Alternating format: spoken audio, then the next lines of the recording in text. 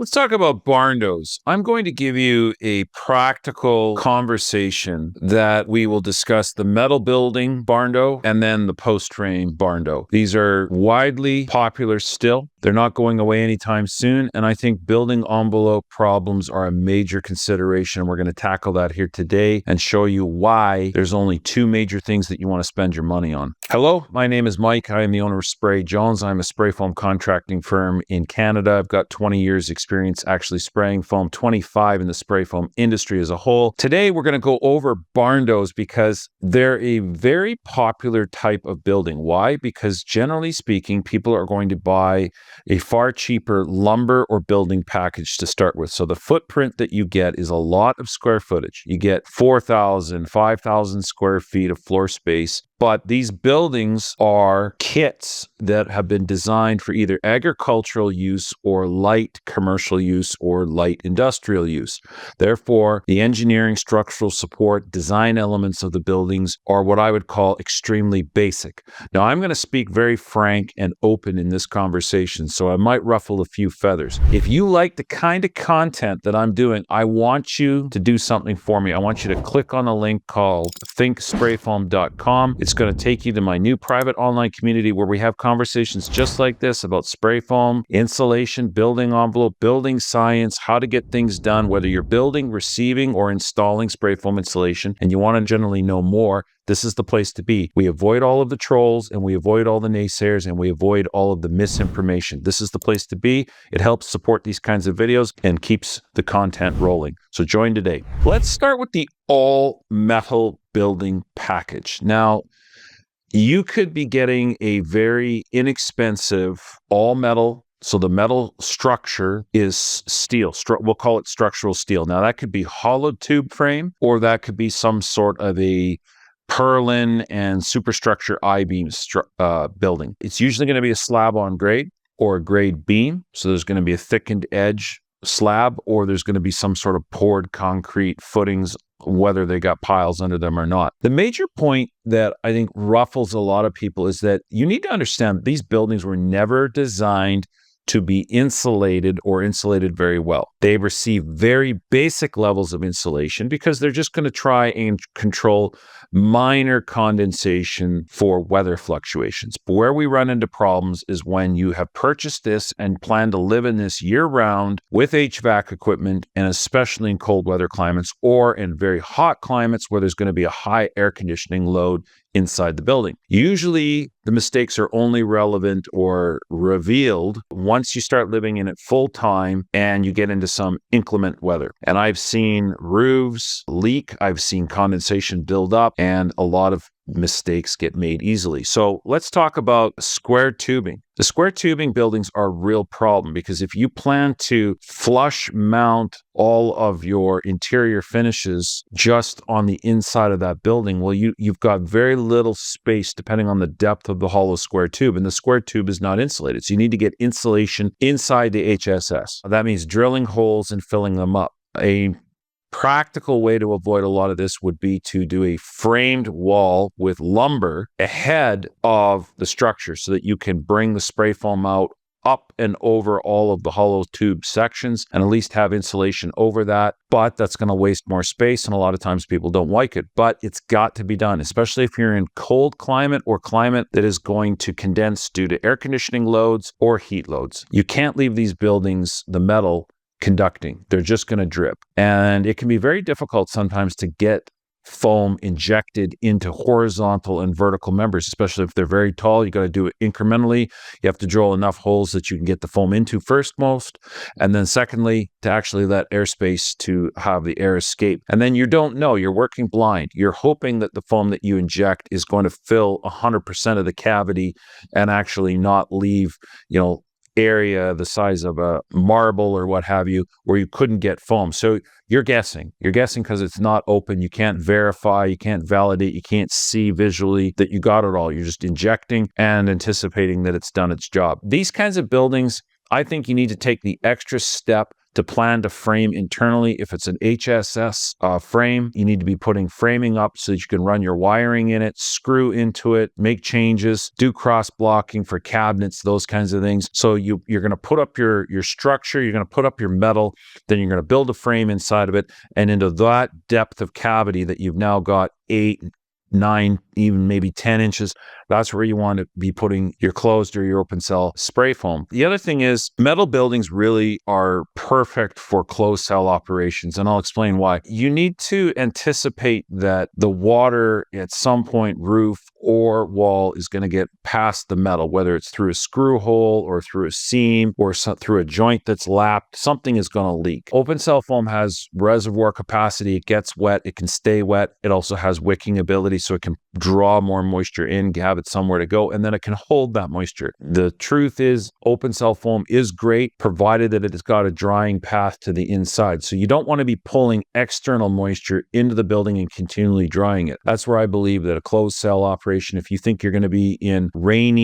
wind-driven rain situations like in the Northeast, the Northwest, even the South, the Gulf Coast, and what have you, you're going to have a lot of wind-driven rain coming out. I think closed cell is a natural no-brain default for these situations. Why? Because any moisture coming in through a seam, a pinhole, what have you, a lap joint, is going to come to the closed cell foam and be terminated. Which brings us to the next point. I believe that the spray foam, whenever possible, especially in the roof, absolutely needs to be adhered direct to metal. And I mean, if you've got Galvalume and galvanized, these should be primed. They should have speed primers put on. They need etching primers to etch into the zinc or the aluminum. They need to have primers into the metal so that the metal doesn't have an adhesion problem. No, there's not a corrosion problem with the spray foam on the metal. When the spray foam is properly adhered and not leaving a gap behind it, then it's going to back it up structurally, and you're not going to have any problems with moisture getting between the spray foam and the metal. So I like treating these like a commercial building at that point, where you've got to stand off your framing, put direct to metal, back up, get good adhesion, not create a void, not create an area where you can have hollow spots in behind the foam intentionally. Like a lot of people want to wrap the building, then they put the tin on. I don't see the sense in this long term, because if you've got damage to the building, you're cutting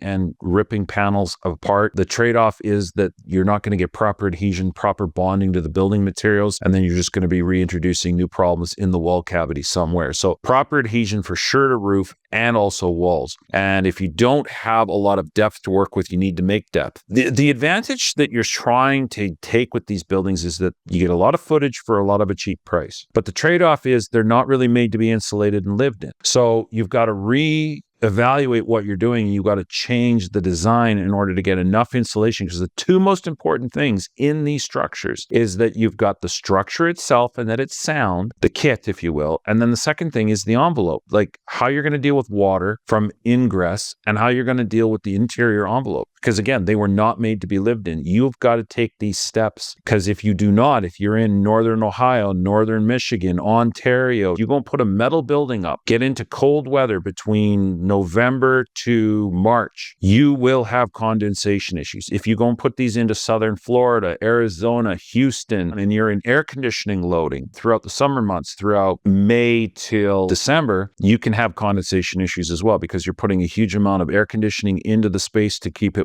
cool, and you've got hot outside, and you can have water building up between the foam insulation and the outside. So these buildings have to be sealed and thermally braked properly, and you just don't get that with the kit. So people will say, well, I bought the kit.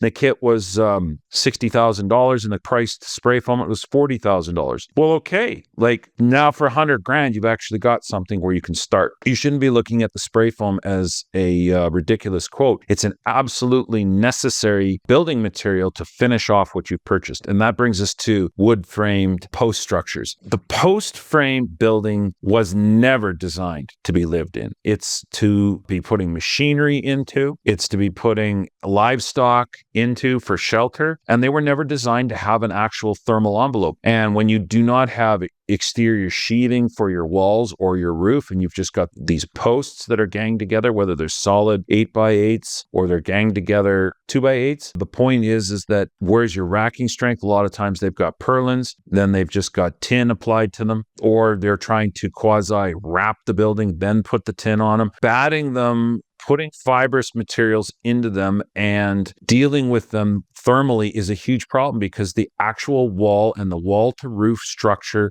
is not framed out, detailed out in such a way that it's readily accessible to be insulated with conventional products. Now, I know people are doing this in the more temperate areas and able to get away with it, but if you put a post frame structure into North Dakota and don't have it thermally insulated properly, you're going to have nothing but condensation problems. You put a post frame structure down into Louisiana and you try to air condition it internally, don't have it thermally dealt with properly, you're going to have condensation issues. So at either end of the climate zones, you can have major issues for AC and wet or versus cold and wet. Where does spray foam come into these? By providing the absolutely necessary air and water seal to keep water from coming in, to keep air from coming in, and then the vice versa from in to out. So it's structural support to the walls, it's structural support to the roof, it's adding racking strength to the walls, it's gluing everything together and bonding it and carrying the dissimilar materials. You've got wood, you've got screws, you've got concrete, you've got joints and irregularities. These are not smooth structures that accept rigid styrofoam very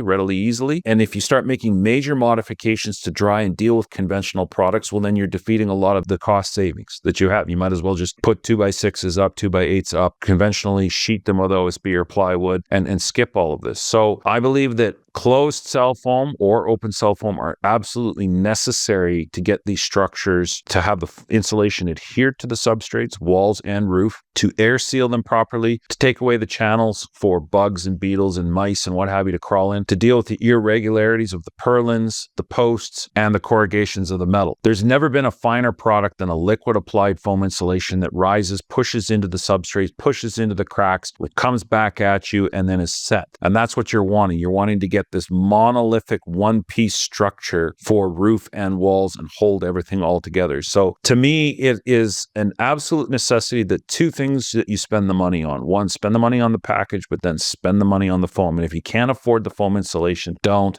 do it. The reason being is that when you run into problems, even in New York State, you run into humid, cold weather, 60% relative humidity outside, and you're down into the teens, you can develop moisture inside the walls, inside the roof assemblies, because these buildings weren't detailed out to be giving areas for the moisture to get gone. I think the barndo craze and interest is going to stick around for a while because it's a lot of footage for very affordable rates. There's some pretty attractive designs that are out there, so I'm very in favor of them. And I think that they're a match made in construction heaven of spray foam insulation, both open and closed, and the actual design. So you can get an enormous amount of footage, you can get it well sealed, build your dream home, have a lot of area to spread out in, and then you can have a very good solid envelope very, very quickly when using the spray foam insulation. So we've got a number of videos out there dealing with barndos. I'll put the link, the description of those videos on the screen here. Click on the thinksprayfoam.com link. You really need to be in there having conversations with us about barndos, about walls, about roofs, about these details. I've just whetted your appetite to hear more about how to get things done. That's where the real money is spent. Join the community today and you'll get a wealth of knowledge and building science. We've even got some heat, air, and moisture reports, ham reports on walls and roofs. You can check those out to make sure you got the right amount of foam in the right areas. Help support my work, and I'll see you on future content.